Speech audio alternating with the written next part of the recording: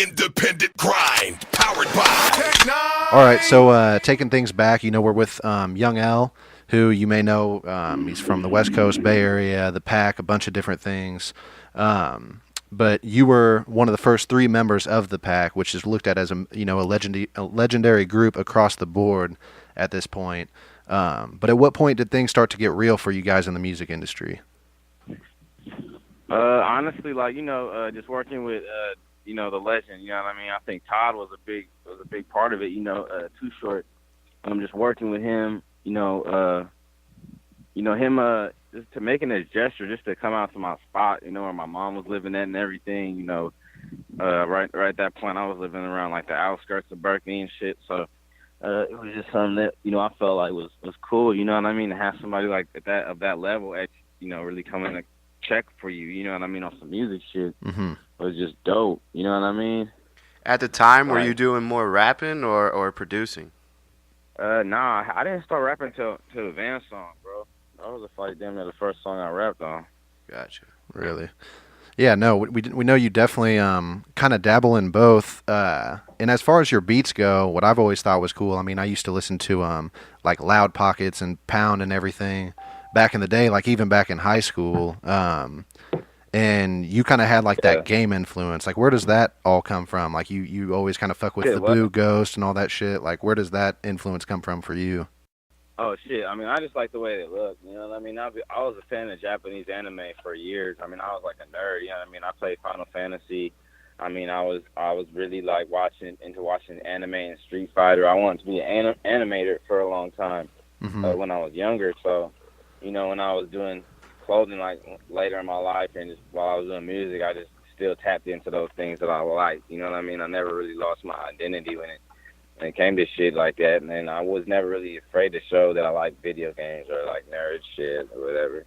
Some niggas be like, at some point, we didn't want to fuck with that. It was a time when niggas didn't like to fuck with, video game characters and shit like that. You know what I mean? Like older times. You know what I mean? Like when I was younger, niggas thought that shit was gay and shit. Yeah. So it was just different, when I could, portray to a point where niggas like, oh, that's fly. I don't want to be like that. I get this shit. Oh, you got that on the chain now. Yeah. Shit, Yeah, definitely. And it's pretty crazy. I've actually been in quite a few conversations like that where it's kind of like the tables have turned. Like, that's the coolest shit now. You see a bunch of rappers, especially like in the SoundCloud game and everything, really kind of embracing, anime, and that's pretty much what everybody does. So it's pretty funny how the tables have turned, and that shit's all cool now. So definitely in a good spot.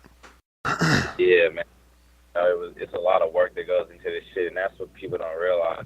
Like a lot of people that, to be honest, like they'll just hear Young L and be like, look, Young L, oh yeah, I heard he was in a pack, but I heard he got a big ass check. So yeah, that's what that's about. But I'd be like, yo, that's what a lot of people say to me, like, I heard you got a check, heard you did this, heard you did that, but like they don't understand the work you put into this shit. Nigga, like, just 'cause I got a Rolex, a $5,000 watch, or $10,000 watch, whatever it is, don't mean that I didn't work for this shit, and the motherfuckers could think they could just, hop on and criticize what I'm doing and all that shit. And that's what I don't like about the industry. Motherfuckers would just forget about all the work you did, all the shit you've done, and just for anything. Throw you under the bus for anything, over some drugs, or even over like anything. It could be anything, bro. Yeah, no, absolutely, and I don't like. For sure. Shit. The video for my identity. You feel me? Yeah, absolutely. No, you can definitely tell in your music and stuff. The sound, just kind of how you market it and all that shit, it definitely plays a big role. And that's definitely one of the things that's frustrating about the industry. It a lot of times things will look like an overnight success when you've actually been putting in work since. I know you said earlier, like, you guys were really young, It's not even claim, like, trying to claim that, like, oh, it's a huge, it's a huge deal with Young L. It's not necessarily a huge deal with Young, but you know what I'm saying. I've done the footwork, for my legacy. You know what I mean? What I created, as far as the clothing, as far as the music, everything. You know what I mean? I've done the footwork for all of it. So it's even good to have people like y'all reach out to me. You know what I mean? Because it makes sense for it. You know what I mean? Yeah, absolutely. And I think you're definitely one of the names that you have. And, the pack in general, you guys have such an influence on what today's music is even sounding like in just over the past years. It's just one of those things. Like I kind of feel the same way about the cool kids as well. Like people forget how big of an influence they have on a lot of these bigger artists and stuff. So yeah, no, we just thought it would be a super dope interview. And you've got, there's a bunch of other stuff we're going to talk about as far as clothing and everything. Like you've really done a lot in the industry. So kind of getting into that, we know that you actually have a hand in starting Pink Dolphin. And maybe, I mean, that may have just been you yourself, but that shit blew up. Especially I remember seeing 2 Chainz wear it in one of the Drake videos or whatever, and after that it was like a wrap. Do you mind telling us about how you kind of got started with that and when you started to kind of switch over to clothing? Yeah, I mean, it was never a switch over to clothing. It was this nigga's doing clothing and music, so people kind of don't really know what they want to pay attention to. They want to pay attention to the clothes or the music or both. Mm-hmm. So it was like, I was continuing to be doing mixtapes. I mean, I've done about 15, 14 mixtapes. So I continue to record mixtapes. I mean, ever since I started Pink Dolphin, how I got to do it fashion was, to be honest, me and Stunner Man started a fashion line when we were young. Mm-hmm. Of making anything to that magnitude, but I mean, we were kids. We were in high school. We started something called preschool, and it just kind of opened my eyes to how creative I could get. With my hands. I could really just work because we were painting on shit. Stunner's an artist. He does a bunch of different stuff. He does art.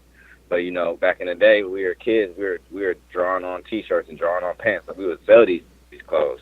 Mm-hmm. So it's like she'll be hit us up like, oh, I need a shirt. I need this. I need that. We would have niggas from other hoods mad at us. They'd be saying, we started painting on shirts before y'all niggas. Really? And I was like, yeah, it was crazy. Like, oh God.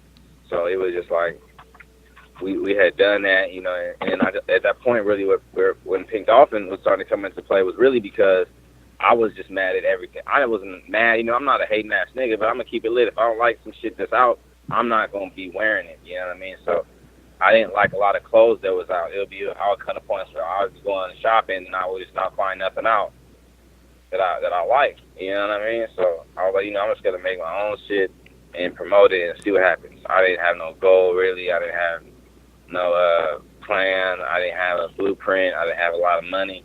I had a couple people that believed in my ideas.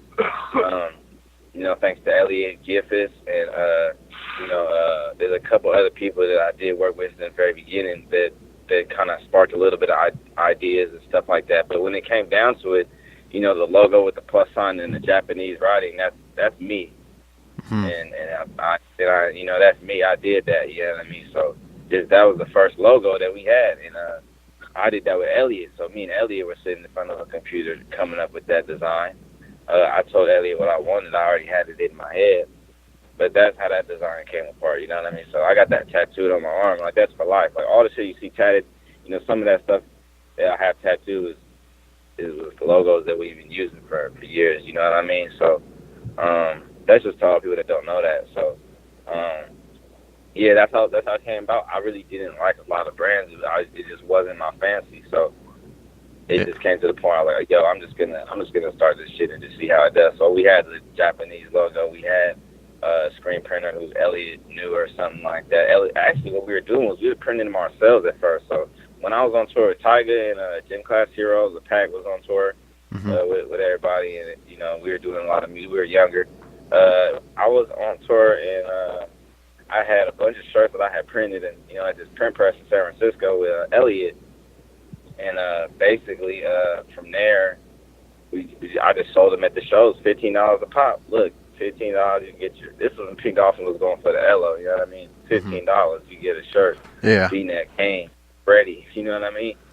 So all these college students were like, what is this shit? But, I'm just going to wear it anyways, I'm faded, whatever, like, whatever they're gonna do it, they bought it. I would sell out sometimes. You know what I mean? So it was just cool. It was just showing me that I could really see how promotion was directly affecting, the income of the product. You know what I mean? This was before we even started doing merch, really. Maybe around the same time, 18, 19, 19, 20, some shit like that.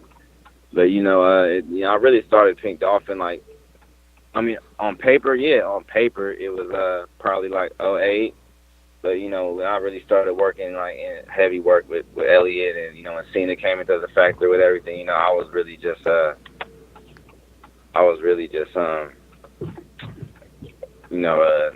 it was really probably back in '05. You know what I mean? I'm thinking it's been back in 2005. So, No shit. 2006, 2007, like around that time.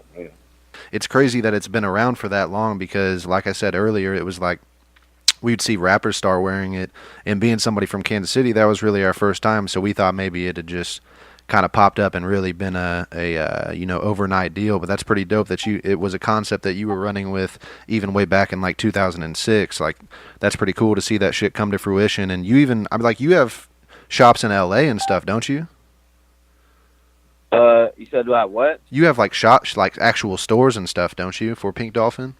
Yeah, that's 2 flagships for a brand. Nice. Yeah, no, that's super dope, dude. Definitely a dope concept. How'd you come up with the name? It's funny, man. This is a real funny story that some people don't catch. I mean, I've expressed it a couple of times in different interviews, but me and B had this like a rock group that we were trying to form, but it was just me and B, and basically we're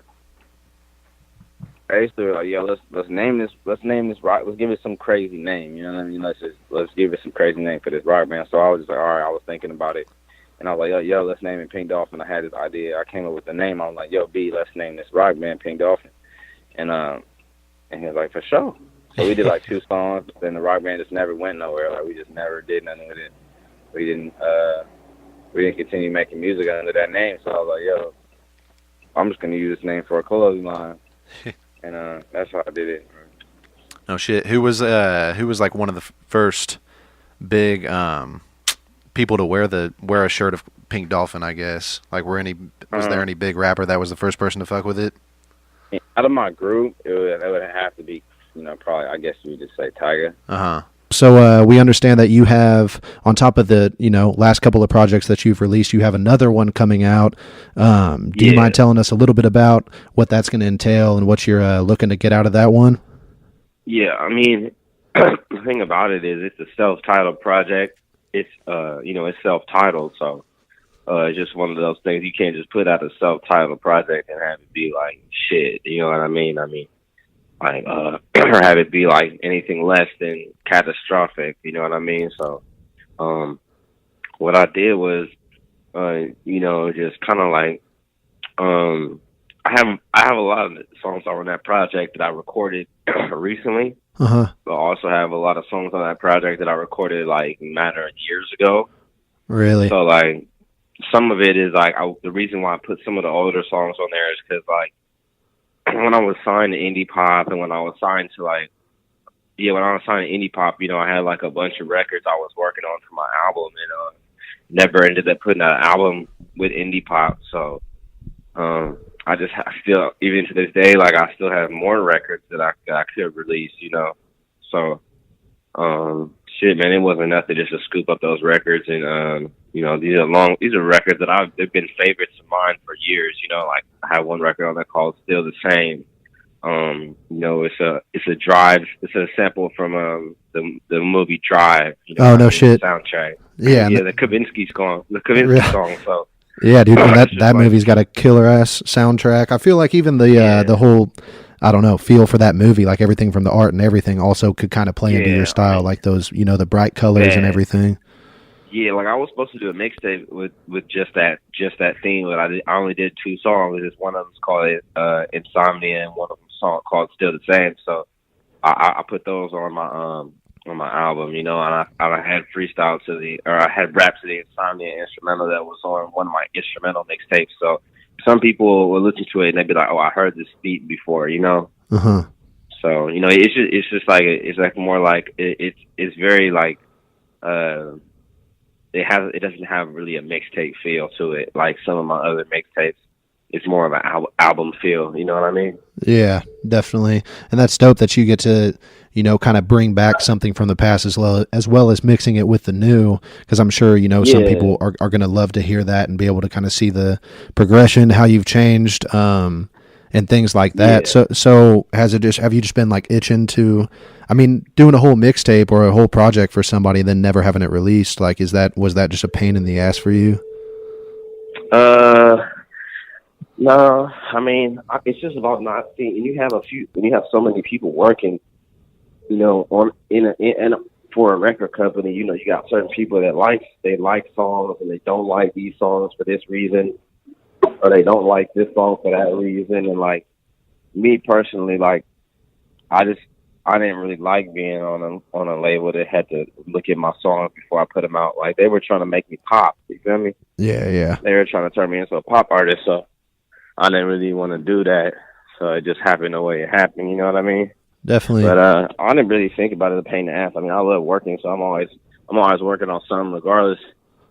Yeah, no, absolutely. And kind of backtracking a little bit, I mean, you know that you've been signed, you know, you've been through like the whole majors, just kind of like the whole, let's see, I guess process, if you will. Looking back on it, I mean, do you prefer being independent, or do you like, is it worth it kind of answering to these people? Like, which do you prefer at this point? I mean, I've been on Jive, but that was like back when being on labels, like that was actually different being on the major. Like that was back when majors were like, you know, it was just different. I can't really explain. It was different when I was on a record label. Yeah. All I was gonna say, if you can get a check out of a major label and you can still get things to go your way, then that's pretty much, I think you're golden. You know what I mean? Yeah. Most definitely. They definitely have the ability to kind of get things going a little bit faster, I guess. But this day and age, you know, like with shit like SoundCloud, dude, kids are dropping stuff, you know, getting their profile monetized, and they're making some decent money just doing it that way. So it's definitely an interesting space that it's all in right now, I guess. Yeah, it is. Absolutely. Well, shit, I know we're definitely looking forward to the next project. You know, been a big fan for years, so we're anxious to see kind of what you have in the vault, especially hearing, you know, that you've got even some older tracks that never got to see the light of day, getting to kind of see how that all mixes. So this should be dope. Absolutely. Yeah, man, it's gonna be fun. You know, I got a good feeling about the Lloyd project, just because like it's just strong. Like it's just a strong project. Like sonically, it's just strong. Like the production's like there's no production really from any producer who's a rapper at the same time. I mean, it's just like you got to compare it to Kanye or something. I mean, not even supposed to rap, but like my beats are not weak. You feel me? My beats are beyond even considerable to consider that shit being weak. So it's like, you know, it's just a matter of if people are gonna listen or not. You know what I mean? It's not a matter of always gonna come hard on this project. It's like, are the people gonna actually catch on to this one or not? I mean, I've done like hella mixtapes, hella albums, you know, so it's just a matter of time, you know, really right now for I think for at least people that really appreciate the project the right way. I think it'll come along well. No, I'm sure it will. Definitely looking forward to it on this end. And yeah, man, I don't know. We'll be looking forward to that here coming in the next few months, I suppose. And then just to kind of wrap everything up, is there anything else you want to get out there as far as anything else you've got coming up, shows, just any shout outs or anything like that? Yeah, I want to shout out my mom, my dad. Shit, you know, shout out my whole group, man, Wolfpack, man, because this is the shit that it started with. And, you know, you can check out me and Keith are coming out. Me and Keith, you know, he's in the pack. We're coming out with some gear right now. So, you know, I'll say just shout out my group, man. Shout out everybody in the group family, you know. Shout out the whole Bay, man. Shout out Berkeley, man. That's where we started. What's good? This is Stevie Stone. Right now, you are tuned into Independent Grind, powered by Tech 9.